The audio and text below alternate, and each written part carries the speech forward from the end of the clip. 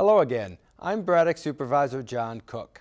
Welcome back to Braddock Neighborhood News, the program I am using to provide you with information on issues facing our community and ideas on how we can strengthen our neighborhoods. This month, I'm honored to have Fairfax County Fire Chief Ron Mastin on the show. Chief Mastin has served the county for almost 40 years, a tenure that reflects highly on his skills, acumen, and dedication to the people of Fairfax County. This month, Chief Mastin retires after his highly decorated career, and we've invited him here today to reflect on his years with Fairfax County. Chief Mastin, thanks so much for coming on the show. My pleasure. I really appreciate the opportunity. Chief, I was just thinking, when you joined the county, Richard Nixon was president, Watergate hadn't happened yet, the Yankees hadn't won a whole bunch of World Series over the last decades, and I think I was in the 4th grade, so a lot's happened in those 40 years, and when you look back, how does it feel? You must have a tremendous sense of satisfaction because so much good has happened. It's been a tremendous career. You know, it seems like just yesterday when we started. I started at the ripe old age of 19, so. And I was telling someone just the other day, you know, I haven't had a bad day at work my whole career, really, whether it was here or in Henrico. I've enjoyed every minute of it, every challenge. And let's just kind of walk through your career for us, just step by step, so we can get an understanding of all the things you've done. Because you talk about coming up through the ranks. That's really been your story. Yeah, and I've been real fortunate to have worked with and for a lot of really good people that inspired me. Even from back before coming on the job as a volunteer, some members of my family and we started a volunteer department out in the rural area of Culpeper County because there was no service. So that was the taste, if you will, for the fire service. And I came in first assigned down in Pindall, down on Route 1. Didn't know anything about the county at all, really. But I had a great career there. I spent all the way up to the rank of lieutenant, really up and down Route 1. So a lot of exposure, and again, worked with a lot of really good people there. And then you became chief. How long have you been chief? I've been chief here in Fairfax since June 2007. So you've had quite a lot of time to see some tough years, but also really some great recognition that our department continues to get really around the world.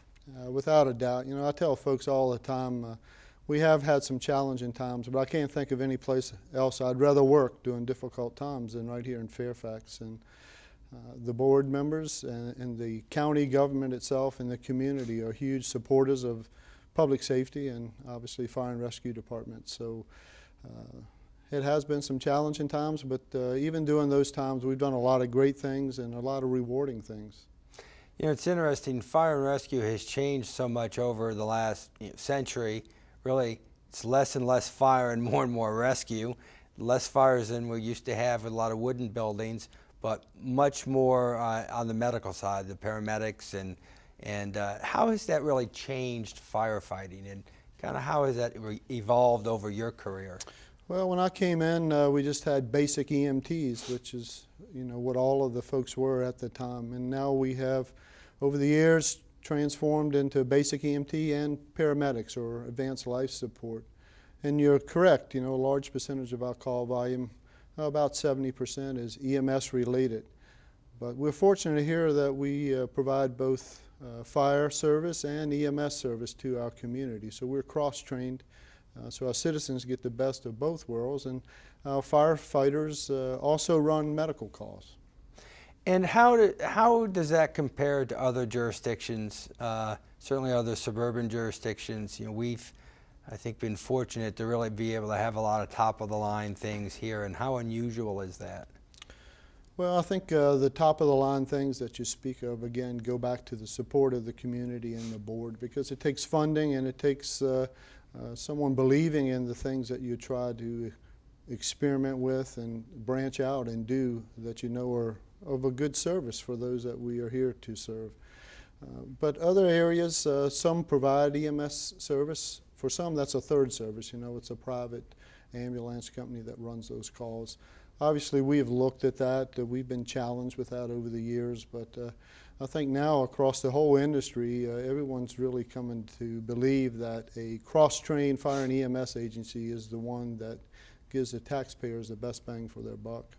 And talk about advanced EMS versus basic, and because we have a lot of resources in advanced, and what's the difference, and how does that compare with what other places are doing? Well, yes, as you said, we have our basic EMTs, and then we have our paramedics. We have over 400 ALS providers in our system. And ALS being the advanced life. Yeah. Yes, advanced life support providers, and you know, they're able to do a lot of interventions right on the incident scene that the basic provider can't do. And that's especially important in serious trauma incidents and heart attacks because they're able to push meds. They have direct contact with the hospital medical control to relay information and get input and make a difference right on the incident scene. How many other jurisdictions have that advanced force to the extent that we do? Well, in this COG region, most of the departments around here have some advanced life support members. You know, we do a lot of things together here. We model off for each other, but across the country, I think you're seeing a growing number of departments move to advanced life support. But there's a cost that obviously associated with that and being able to maintain those skills. And it's really a challenge to attract folks because it requires a lot of extra training and a lot of recertification hours to really keep up on those skills. And of course, the benefit of that is that when you do have the unfortunate need for a 911 call, chances are that the person who responds is going to be one of the best trained people around. Without a doubt. And you know, here in Fairfax, not only do we have paramedics on our transport units, or the general populace would call them our ambulances, but we also have a paramedic on each one of our engine companies. So when you have a medical emergency in Fairfax County, you're going to get highly trained people there right away. And that's going to go for everything from car accidents to fires to disasters to the heart attack call from somebody's home. Exactly. You know, it runs the full gamut, and you know, it's important for us because they're there to look out for our own people, and knowing that our profession is, you know, pretty dangerous, and it's comforting to know that we have that level of care there for our own people should something go bad. Right. One of the things that Fairfax County Fire and Rescue is known for is our urban search and rescue team. It's one of the best in the world. We're called to go respond to disasters all over the world. And that not only allows us to help other folks, but brings federal money, federal training. Some people don't realize that. And when our crews are overseas, the federal government's picking up the tab, and we here are benefiting from the training that the feds are providing. Exactly. You know, our team has been out there for 27 years now, and they've done over 100 missions. And they're one of only 2 teams in the U.S. that have a responsibility to respond worldwide. So it is a well-renowned team. They've done tremendous work, and the community again benefits. As you said, the feds pick up the tab for that. We benefit as a department and a community from the extra training and the extra equipment that we have and the expertise that brings to the county. Talk a little bit about that training. I mean, that there's a lot of fairly significant things that our USAR team can do, and responding to earthquakes and other disasters. And talk a little bit about the abilities that they have. Yeah, you know, the technology and the equipment that they have is obviously second to none. So for the earthquakes where you have the building collapse, they have search cameras, they have listening devices, they have a lot of concrete break-in tools that allow them to gain access to folks that are trapped. We're moving into some swiftwater rescue issues and some training there. We certainly have had those here in the county with some of those storms, and they've been experienced across the country, and that's a new area that we're moving into. We've always had some basic training in that for all of our folks, but we're getting some more advanced training in that. The other items that they're able to do, when they go on a mission, they're fully self-sufficient. So from the planning, logistics, setting up camp in the middle of a disaster area, they get to do it all. It's not just the tools and the things that they encounter at the incident scene. And that training is also an important part of our county sort of emergency planning for ourselves, being right near Washington, D.C., we are susceptible to having bad things happen. You served through one of those, being 9/11. Talk a little bit about your experiences then. Well, during 9/11, obviously we were fully engaged. I wasn't here in the county doing 9/11. I had taken the fire chief's job in Henrico in August, just before the September time frame, but certainly was well connected with my shift and our members back here, back in Fairfax. And at the time, my brother worked in Prince William County, and he was there at the Pentagon, so I had a lot of firsthand knowledge, but a lot of good things came about out of a real bad situation, really, for this region. A lot of joint training, a lot of work toward interoperability, a lot of planning and exercises that helped us to really identify some of the vulnerabilities that have been maybe known but not able to conquer. But through the UASI funding, the Urban Area Search and Rescue Initiative funding, that's really important to support a lot of those programs that localities really couldn't do on their own. How are things different now? You know, we're over a decade past 9/11, and maybe some of the immediacy has, gotten away from our daily thinking, but just in our preparation and also our ability to respond to things, and certainly from an official standpoint, the amount of planning and thought that we still go into on a regular basis. How is life different in a fire and rescue department today from August of 2001? Well, one of the things we continue to reinforce is awareness. The threats are still out there. We know that. We know that these types of things can happen again. But awareness and training, interoperability, working with our local partners. On an event like 9/11, none of us have the resources alone to handle that, whether that happened at the Pentagon or happened here in Fairfax County. So the regional efforts, which in this area has always been very good, we've always worked together with our neighboring departments, but I think that's gone to a new level. And obviously a lot of new equipment out there that we utilize. But I think the most important thing is the awareness aspect and realizing it can happen again. And we have to plan and train for that type of event. It's interesting. You mentioned the cooperation. One of the great things about this area is our fire and rescue departments work together. Fairfax County, Fairfax City, Alexandria, Arlington. People don't really realize that, but when there's a fire or a rescue call, it's not just, you wait for the next Fairfax County truck. Talk a little bit about the cooperative arrangement that you have with our neighbors. Yeah, well, here in the Northern Virginia region, we really have seamless borders for the most part. Whichever unit is closest, the most appropriate unit for the call type is closest responds. Bailey's Crossroads area, for example, it's not uncommon to have a Fairfax unit, an Arlington unit, an Alexandria unit, all on the same incident scene. We train together, we develop our training manuals together, so we really have a very seamless operation on the incident scene. And we meet monthly. All the chiefs meet monthly, not only the NOVA chiefs, but the COG region chiefs, to learn from each other, share with each other, and develop our training matrices best we can together. Talk a little bit about, we talked a little bit about emergency management and such. It's not only our fire and rescue departments working together, but we have a really good working relationship between fire and police here in Fairfax County, and emergency planning and other departments. And talk about that sort of working relationship. Yeah, I think here in Fairfax we have a tremendous respect for each other's job, and we do work together closely. Our command staff, we meet quarterly, usually when we can get all the fire and police command staff together. We train together. Our folks out in the street are training together all the time.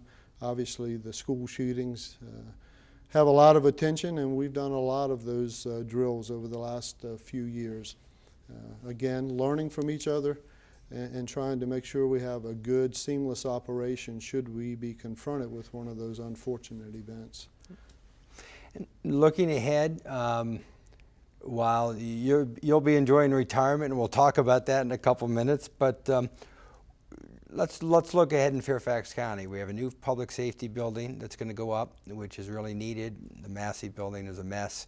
Look ahead the next 10 years in Fairfax Fire and Rescue, and what do you see? Well, the new public safety building will be a huge enhancement. You know, right now we're spread out in 3 different locations. Our fire marshal's office is down at Burkholder building there. Obviously, the headquarters is in Massey. Our ALS training is up in Tyson's Corner, so we look forward to bringing a lot of those entities together. You're looking down the road, obviously we have the growth issue in Tyson's Corner and in Reston, which obviously will continue to tax our service delivery. And you know, one of the things we're always concerned about is response times, and not everyone gets that, but you know, a lot of the interventions that we have to do, whether it's our paramedics or fire, it's the first few minutes that make the difference. So obviously we're planning ahead. We're looking at what we think the future challenges are going to be. One of the things that's really going to be new to us, and we're looking at this in Tyson's, and that's probably having our first fire station in the bottom of a high-rise building. Being from New York, you can appreciate that, but that'll be a new thing for us. But we're working with the developers, and it looks like that's going to be something that's going to be a reality. Medical calls, I think will continue to increase. Obviously, the budget challenges, not just the county budget, but on our whole community, those types of things drive service demand for us in fire and rescue. Well, we've talked a lot about the department.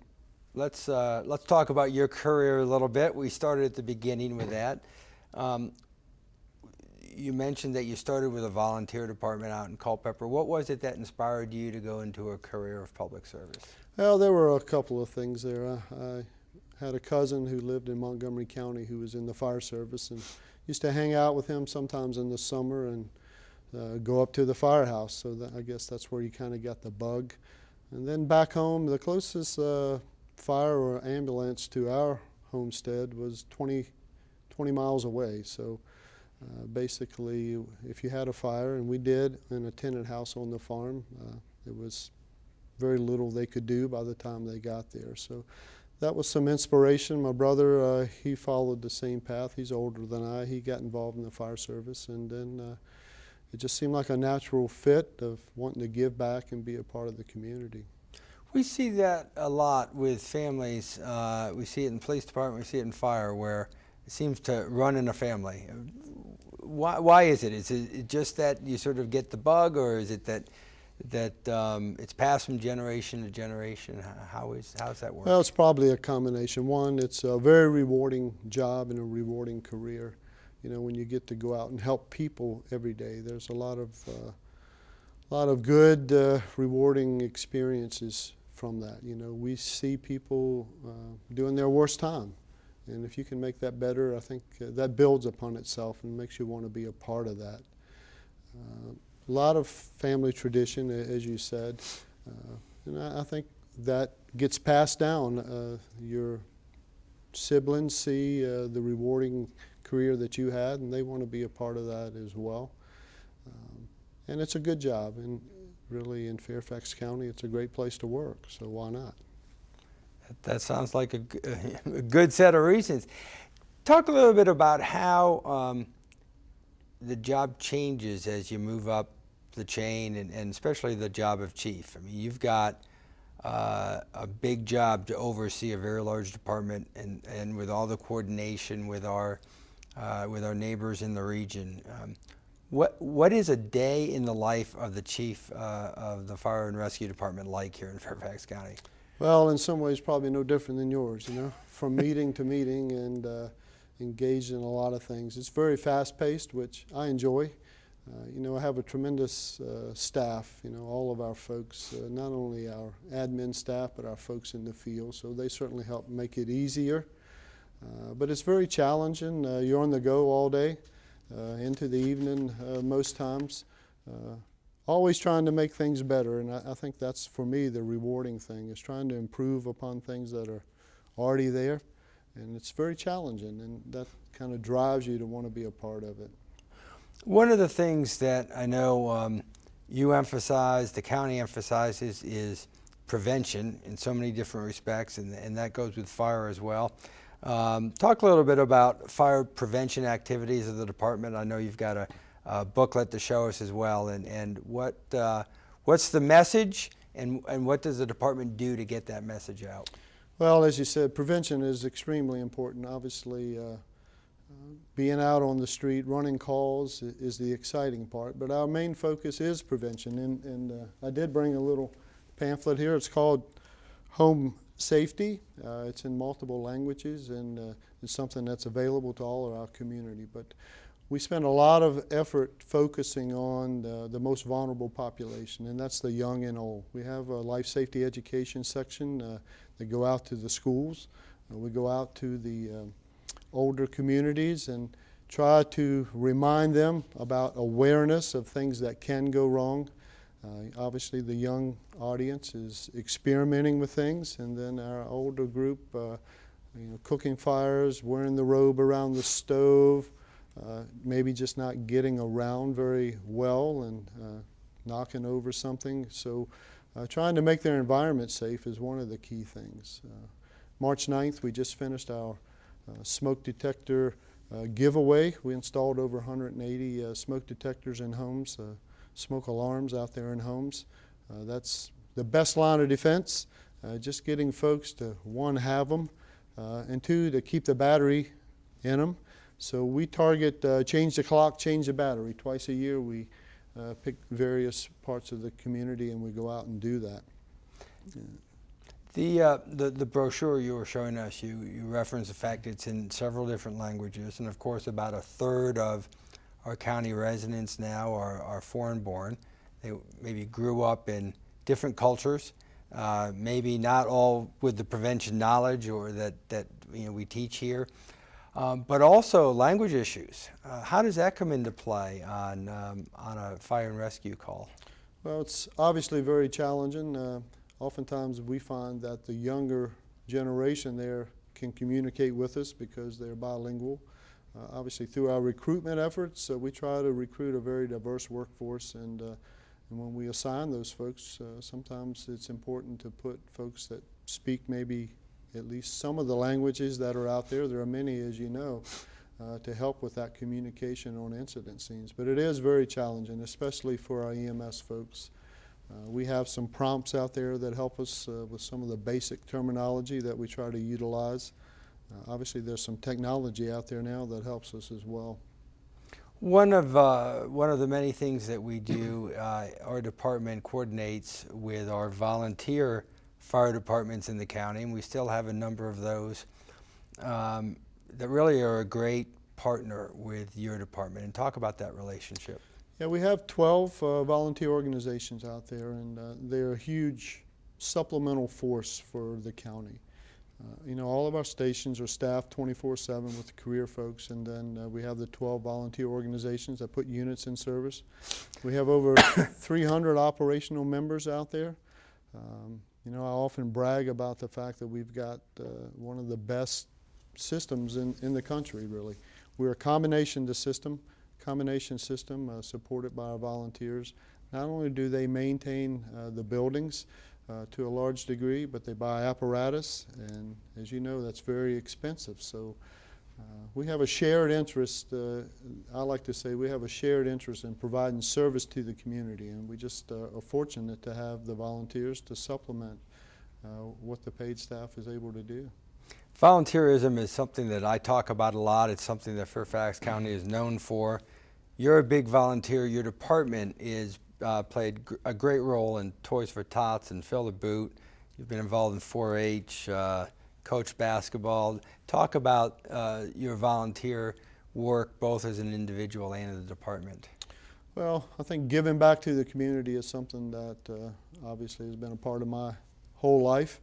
And just being able to do that now, even at a bigger level, is extremely important, and it's extremely rewarding. It's part of our vision to be the best community-focused fire department, and we try to live out what our vision and mission is, and we do it through the different things that you mentioned there, and they keep growing. the backpack drive, the coats, all of those types of things. And obviously, a lot of folks don't think there's a need in this county for that type of work, but you know, we know that there is, and very fortunate to be able to do that. So it's something I really enjoy. I don't miss any of them if I can get out to them. Our retirees come back and help out with those things as well. So it's something they've either experienced here or in their community that they still want to come back and be a part of. We have time for one more question, and that's going to be, what comes now? As you go into retirement, what are your plans? Well, you know, I don't really have any immediate plans. That's the question I get several times a day now, which is, it's good.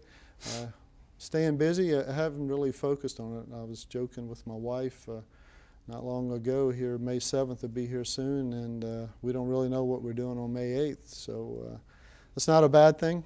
You know, we'll take a little time to relax. I'm not one that can just sit around for a long time, and I think my wife's a little nervous about that. So there are a lot of opportunities, though. There are a lot of opportunities to volunteer. There are a lot of opportunities to give back, and there are a lot of aspects of the fire service that can still meddle in. And well, we'll be happy to help keep you busy. We're out of time. I want to thank Chief Ron Mastin for being on the show today.